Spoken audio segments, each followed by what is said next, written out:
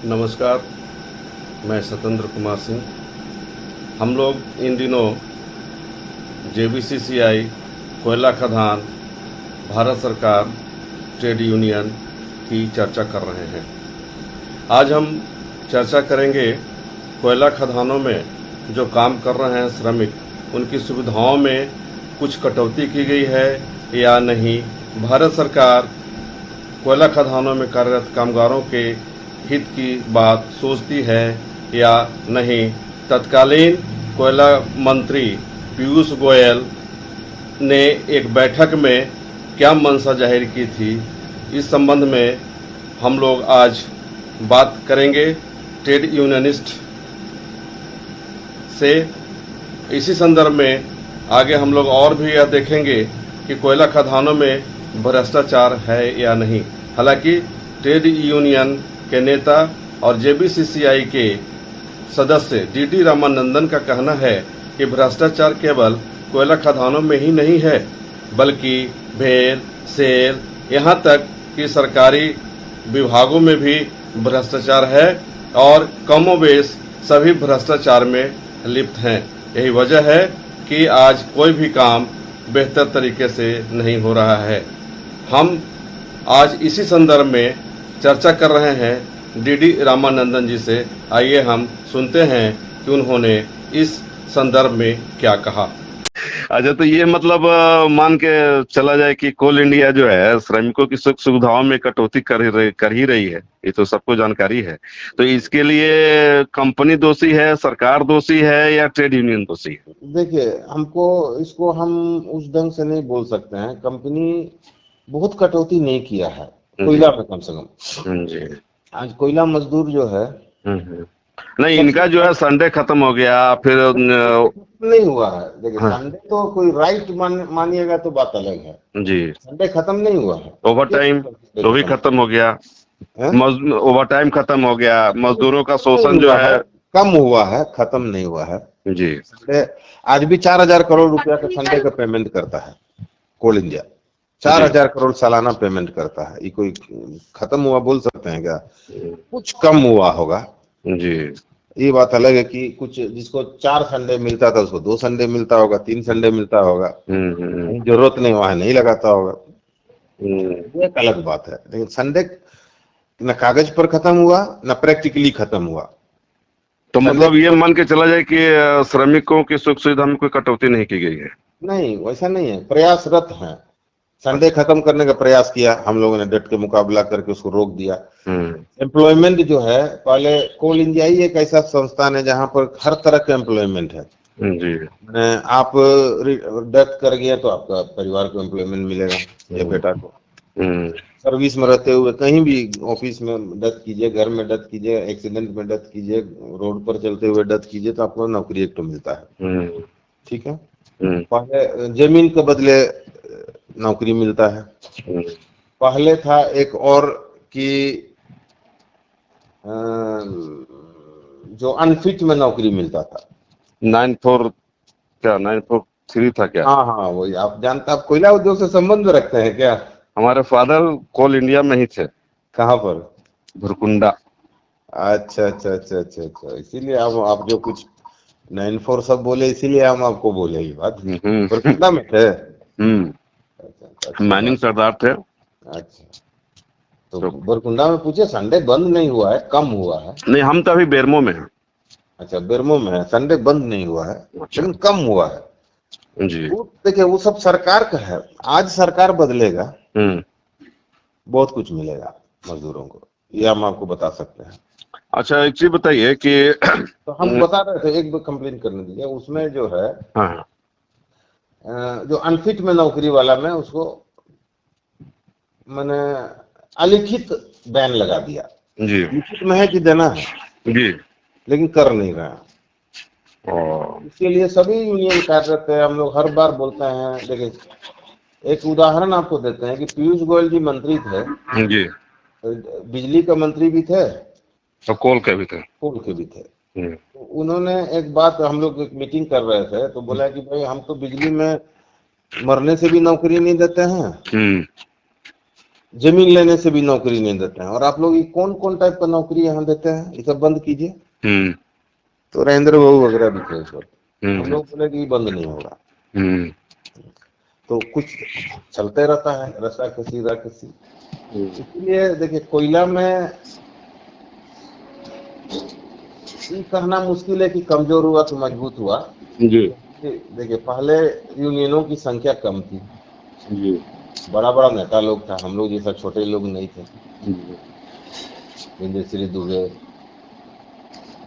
कल्याण राय, शफी खान, राजेंद्र बाबू जी, कांति Mehta, Basawan Singh, MK पंडे, तो हम लोग तो भाई साधारण एम्प्लॉय से गए हुए लोग हैं, वहाँ पहुंचे हैं। हम कोई बहुत बड़ा मुख्यमंत्री नहीं न बनेंगे, न बन सकते हैं। कोई मुख्यमंत्री बना, कोई केंद्रीय मंत्री बना, कोई मंत्री बना, कोई MP बना, तो लोग भरल था पहले। और कोयला मजदूरों का पहले का और अभी में फर्क क्या है? पहले कोयला मजदूरों को बहुत शोषण होता था जी, बहुत शोषण। आप CRO वगैरह जानते हैं कि नहीं? हम नहीं जानते हैं। CRO मतलब रिक्रूटिंग एजेंसी था जी। गोरखपुरी लेबर को लाके कैंप में रखता था, मारता पीटता था, नेशनल सेशन के पहले तक, आजादी के समय से। तो बहुत शोषण था। तो खाली अफसर को थोड़ा गाली दे देने था तो मजदूर इतना खुश हो जाता था, कुछ मिले चाहे नहीं मिले जी। लेकिन आज का मजदूर जो है वो हम लोग से ज्यादा मैंने एंड्रॉइड और वो फोन चलाता है, 4 चक्का पर घूमता है। सुन लीजिए, वो तो भाई कंसस से पढ़ा लिखा है। तो आपको हाँ जी, आपको ये नहीं लग रहा है कि मान लीजिए जिस तरीके से आप हम लोग चर्चा कर रहे हैं कि पहले ट्रेड यूनियन या मजदूरों का शोषण होता था, अब अगर धीरे धीरे कोल इंडिया भी तो निजी हाथों में जा रही है, तो ऐसी स्थिति में क्या फिर मजदूरों का शोषण शुरू हो जाएगा? बिल्कुल शुरू हो जाएगा। कोल इंडिया फिर निजी, देखिए हम वही बात आपको बोल रहे थे कि शोषण पहले ज्यादा होता था तो थोड़ा सा कोई खड़ा हो जाता था तो मजदूर गोल बंद हो जाता था जी। अभी क्या है कि सब सुख सुविधा है, ड्यूटी करो चाहे नहीं करो। बहुत लोग, आप तो बरकुंडा में है तो आपको हम बता दे रहे हैं, आप गलत है तो हमको काटिए जी। मैंने 2 चक्का तो सबके पास है, लेकिन 4 चक्का वाला भी कम नहीं है मजदूर। हाँ सही बात, कम नहीं है। इस बार वेतन समझौता के बाद 4 चक्का भी हो जाएगा सबके पास। लोग घर में AC लगाते हैं जी, फ्रिज है, माइक्रोवेव है, एंड्रॉइड का फोन है, बड़ा बड़ा TV चलाते हैं। तो मजदूर, ये अच्छा बात है, मैंने उसका जीवन स्तर ऊंचा उठ गया है। तो कहीं सोच में स्थिरता नहीं रहता है ना, उसके बाद उसको और आगे का लगता है। अरे अभी कुछ लोग मांग किया कि हम लोगों को LTC में फ्लाइट में जाने का भी होना चाहिए। सोचिए जी, आप मजदूर बोलते हैं ना, कुछ मजदूर हमको बोला देखिए ना, फ्लाइट में जाने का भी LTC LLTC में देना चाहिए, जबकि लोग जाता कहीं नहीं है, नहीं जाता है। वही हम बोल रहे हैं, वही हम इसीलिए जो है मैंने है। अब क्या कीजिएगा, देखिए हम लोग अपना लगे हैं, जितना होता है करते हैं। और बोलिए। बोल रहे हैं कि कोल इंडिया में इन दिनों भ्रष्टाचार बहुत बढ़ा है, कई अधिकारियों पर कार्रवाई हुई है, कई पर जांच चल रहे हैं, ये आपके संज्ञान में है? देखिए, भ्रष्टाचार हमेशा रहा है, कोयला उद्योग में भी रहा है। कोयला उद्योग कच्चा उद्योग है, इसलिए ज्यादा दिखता है। भ्रष्टाचार हर उद्योग में है। मैंने क्या है कि इस सिस्टम में भ्रष्टाचार खत्म होगा, ये कोई उम्मीद करते हैं। मैंने इस तरह का जो समाज व्यवस्था में भ्रष्टाचार खत्म होगा, ये संभव नहीं है। कहाँ भ्रष्टाचार नहीं है? BHEL में जाइए भ्रष्टाचार है, सेल में जाइए भ्रष्टाचार है, कोल में आइए भ्रष्टाचार है। लेकिन कोल क्या है कि उसका एक व्यापकता है जी। छोटा सा कोयला चोरी होता है, ट्रक में पार होता है तो तुरंत दिखता है जी। मैंने बाकी जगह टेंडर में भ्रष्टाचार है, सरकार में भ्रष्टाचार है जी। तो जो है, पहले भी भ्रष्टाचार है, था, आज भी। और आगे भी रहेगा, ऐसा है क्या? आगे भी रहेगा। हाँ, इसमें कोई हम नहीं मानते हैं कि भ्रष्टाचार मुक्त समाज होगा, जी। ये हमको नहीं लगता है, इस समाज व्यवस्था में हमको नहीं लगता है। एक अहम सवाल कि आरोप लग रहा है कि ट्रेड यूनियन के जो छोटे बड़े जो भी नेता हैं, तो अपने परिजनों के नाम पर सीसीएल, बीसीसीएल, ईसीएल जहां भी लोग हैं, और ठेकेदारी और ट्रांसपोर्टिंग का काम करते हैं, और यही वजह है कि अधिकारियों के समक्ष लोग बोल नहीं पाते हैं। देखिए, ये लोग बोलता है, मेरे पास बहुत लोग बोला है कि फलना का ठीका है, फलना यूनियन का लोग ठीका करता है, लेकिन हम आपको एक चीज बता रहे हैं, जहां तक सीआईटीयू का सवाल है, हम एकदम नहीं बोलेंगे कि नहीं है कि है, लेकिन आप बहुत सारा नहीं बता सकते हैं। मैंने आपको संगठन में कम है, हम जानते नहीं है कि कहीं छोटा मोटा कोई करता है। आप कल हम बोले चैलेंज करेंगे, आप बोले कि फलनवा करता है, तो हम तो फंस जाएंगे। इसलिए हम, लेकिन आमतौर पर सीआईटीयू का कोई आदमी ठेकेदारी में नहीं है। अन्य संगठनों के साथ क्या स्थिति है? ये तो जरूर ठेकेदारी है, लोग ठेकेदारी करता है, इसमें तो कोई हंसने की बात कहाँ है, लोग ठेकेदारी करता है, इसीलिए तो ये सब बात है। जी। देखिए, जनता का विश्वसनीयता भी तो खत्म होता है। ठेकेदारी पहले भी करता था, ऐसा मत समझिएगा। पहले भी नेता लोग जो है, अभी हम नाम नहीं छपिएगा तो बता देते हैं। नहीं, अभी नाम मत बोलिए। हाँ, क्योंकि नाम नहीं बोलने का शर्त पर होगा तो हम बता सकते हैं ठेकेदारी और कौन कौन किस कोलियरी को खोखला किए हैं, ये भी बता सकते हैं। आप बर्मो में जब है तो बड़ा बड़ा नेता लोगों का मैंने बाबूजी लोग ही किए हैं। तो फिर तो इसलिए पहले है अभी नहीं है, ये तो बोलना बहुत कठिन है। तो मेरा नंबर कौन दिया था आपको? छोड़िए ना, अभी और बात करिए। एक सवाल और हमारा है।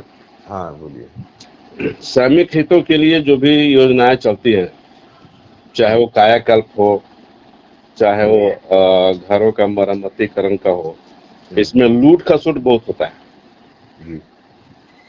इसमें काम होता नहीं है और बिल निकल जाता है। सही बात। तो इसके लिए दोषी कौन है, नेता या अधिकारी? देखिए, इसके लिए नेता और अधिकारी नहीं मिलता तो ये काम नहीं ना होगा। देखिए, कहीं कहीं नेता और अधिकारी मिलता है, और दोनों मगर नहीं मिलेगा तो काम नहीं होगा।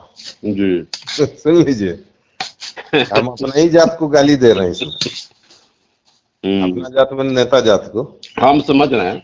हाँ, क्योंकि नेता लोग अगर ड्राई ऑनेस्ट रहे सब लोग जी, तो मजा ले कोई कर लेगा। सही बात, सही बात, बात सही। हम लोगों पर कोई अंगली कोई उठा दे, आज तक कहीं भी कोई उठा दे, कहीं भी कोई एक तो बात खोज लीजिए आप। जी जी। लेकिन अगर ऐसा अगर नेताओं का समूह हो पूरा कोल इंडिया में, तो मजा ले कुछ हो जाएगा। सही बात, सही बात। मतलब ये कुल मिलाकर माना जाए कि इन दिनों में जी बहुत जगह पर, हम सबको नहीं बोल रहे हैं इसको, जब हम बोल रहे हैं मतलब ये मत समझिए कि 100%, मतलब हाँ 50% मान के चला जाए। ये हम नहीं बोलेंगे परसेंटेज, आप निकाल लीजिए परसेंटेज, लेकिन हम परसेंटेज नहीं बोलेंगे। लेकिन बहुत लोग हैं जिसके चलते ये हाल है। जी, चलिए, धन्यवाद। क्या नाम बताया था? धन्यवाद रामानंदन जी। रामानंदन जी ने भ्रष्टाचार समेत अन्य मुद्दों पर चर्चा की। इससे स्पष्ट है कि कोयला खदानों में क्या स्थिति है श्रमिकों की, क्या स्थिति है श्रमिक संगठनों की। कल हम बात करेंगे जेबीसीसीआई के मेंबर सिंगरैनी कोल माइंस के रियाज अहमद जी से, जिन्होंने कई मुद्दों पर बेबाकी से जो बातें रखी गई है, उससे लगता है कि आजकल के ऐसे लीडर होना बहुत ही मुश्किल है। अगर इनके जैसे लीडरान हो गए तो निश्चित तौर पे भारत सरकार को श्रमिक संगठन के सामने झुकना पड़ेगा। अगर आप हमारा चैनल देख रहे हैं तो प्लीज इस चैनल को लाइक, शेयर और सब्सक्राइब जरूर करें ताकि हम आपको देश विदेश तक की खबरों से अपडेट रख सकें। स्वदेश वाणी।